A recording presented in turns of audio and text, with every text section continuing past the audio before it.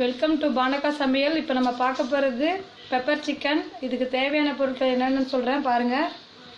Chicken 3/4 kilo, வெங்காயம், நறுக்கிய வெங்காயம், சின்ன வெங்காயம் நான் எடுத்துக்கிட்டது, கொத்தமல்லி, கருவேப்பிலை, கொஞ்சம் முந்திரி எடுத்துருக்கேன், ஒரு பாதி லெமன், எலுமிச்சம்பழம், இஞ்சி பூண்டு ப்ளஸ் சக்தி மசாலா தூள், தனி மிளகாத்தூள்.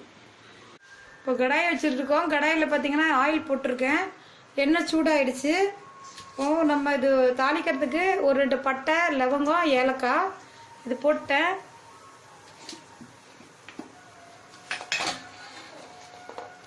நறுக்கி வச்சுருக்கேன். சின்ன வெங்காயம் போடுறேன்.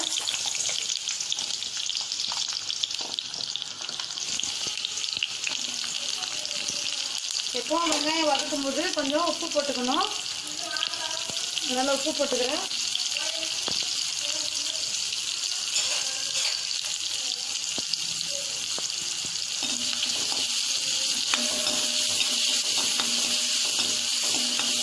வெங்காயம் நல்லா வதங்கட்டும்.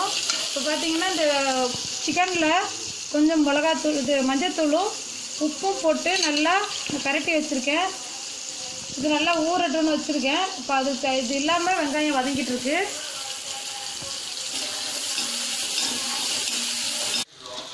இதில் நான் கொஞ்சம் கருவேப்பிலை போடுறேன், ஒரு 2 பச்சை மிளகா போடுறேன். இது பார்த்தீங்கன்னா வெங்காயம் நல்லா வதங்கிடுச்சு. இப்போ அரைச்சி வச்சுருக்கிற இஞ்சி பூண்டு விழுது சேர்க்குறோம்.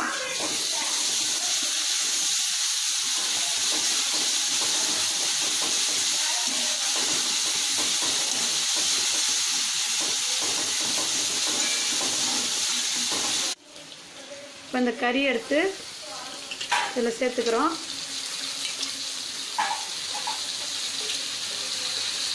பூண்டு வாசனை போகணும், இஞ்சி வாசனை, பச்சை வாசனைலாம் போன பிறகு தான் கறி போடணும்.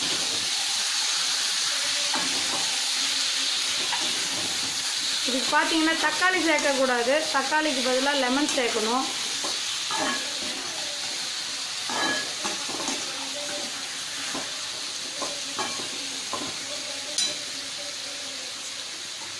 இது கொஞ்சம் மூடி விட்டுட்டு வேகட்டும், கொஞ்ச நேரம் வேகட்டும். இதுக்கு தண்ணியும் சேர்க்கக்கூடாது. நம்ம எக்ஸ்ட்ரா தண்ணி எதுவுமே சேர்க்கக்கூடாது.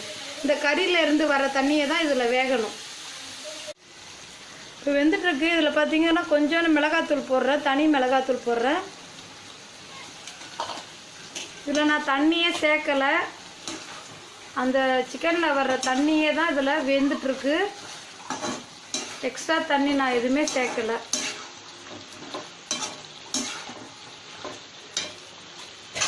நறுக்கி வச்சுருக்க கொத்தமல்லி போட்டுடுறோம்.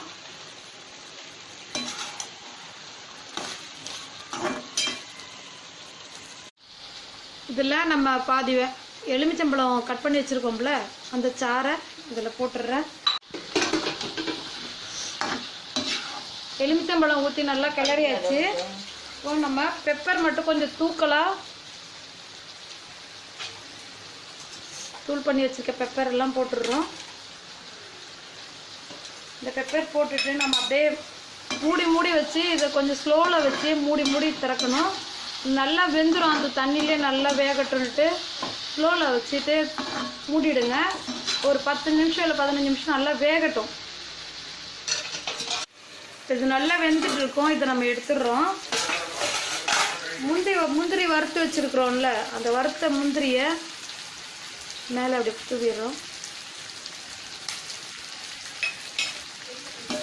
இது எண்ணெயிலே அப்படியே ஃப்ரை ஆகணும். உங்களுக்கு எண்ணெயிலே அந்த மசாலாலாம் சேர்ந்து கறியோடு சேர்ந்து மசாலாவும் சாப்பிட எலும்பு வரைக்கும் உங்களுக்கு டேஸ்ட் இருக்கும். அதை பார்த்தீங்கன்னா சாப்பிட்டு பார்த்தீங்கன்னா